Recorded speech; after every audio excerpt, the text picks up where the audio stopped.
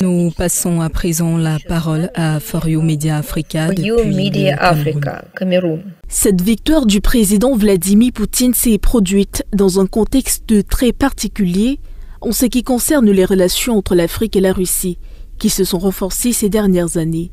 Alors quelle est la prochaine étape en termes de politique africaine? La Russie envisage-t-elle de s'en tenir à sa trajectoire actuelle ou va-t-elle accélérer les choses?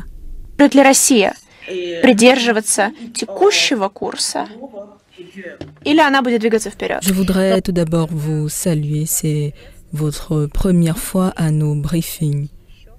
Deuxièmement, une telle communication est la meilleure réalisation de l'environnement de communication.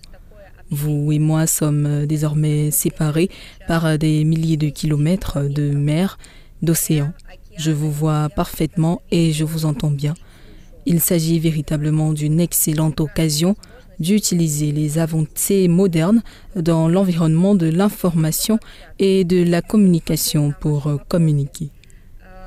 Nos relations avec les États du continent africain se sont récemment développées de manière dynamique et ascendante. En témoigne clairement la tenue réussie du deuxième sommet Russie-Afrique en juillet 2023 à Saint-Pétersbourg, ainsi que du Forum économique et humanitaire.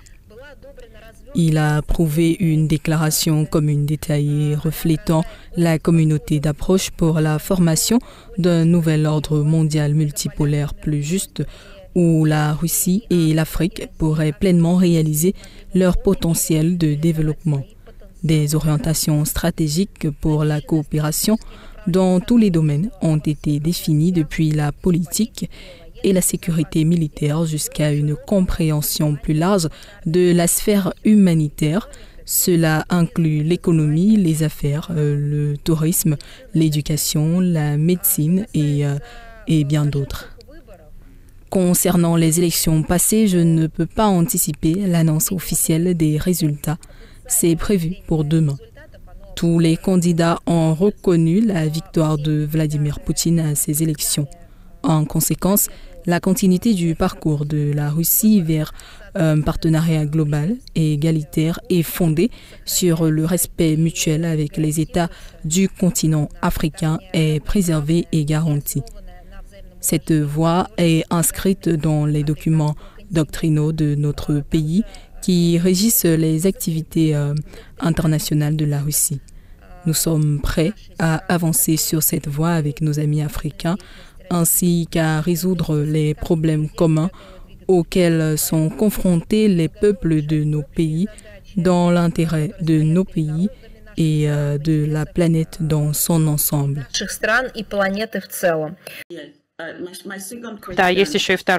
Nous avons remarqué que la Russie est particulièrement engagée vers la création d'un nouveau monde multipolaire qui profite d'ailleurs également à l'Afrique, mais en même temps, d'un autre côté, le bloc occidental espère imposer définitivement le système unipolaire.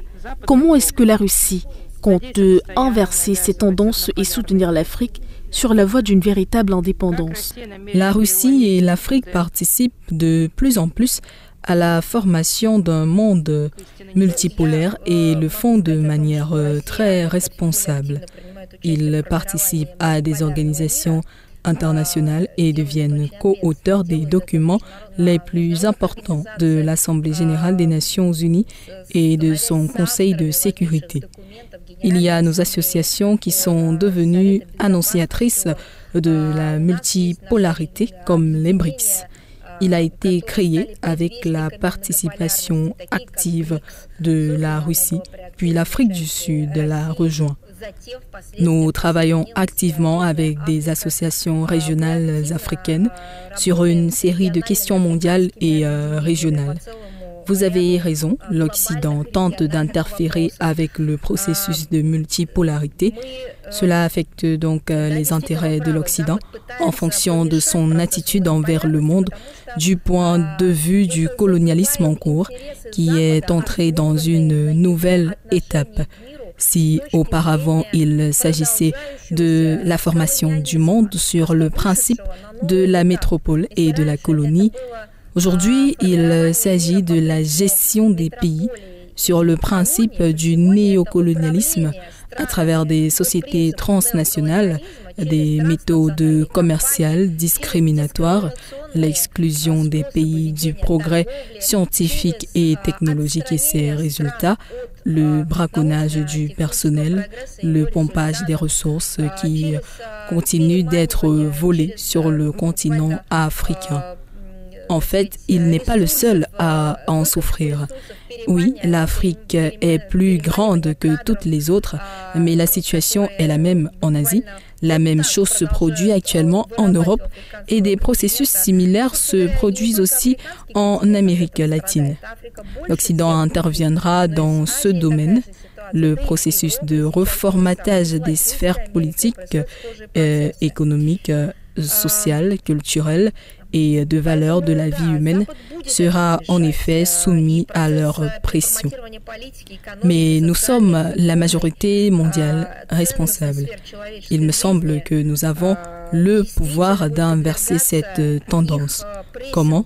Bien, je l'ai déjà dit, l'interaction au sein des organisations internationales, la recherche de moyens communs pour résoudre les problèmes mondiaux, le développement des organisations régionales, la coopération économique, les liens humanitaires, bien sûr l'interaction informationnelle, le partenariat stratégique russo-africain, désigné comme objectif commun dans les décisions finales du sommet de Saint-Pétersbourg, est appelé donc à donner à ce processus encore plus de stabilité et à accélérer les changements attendus dans les relations internationales.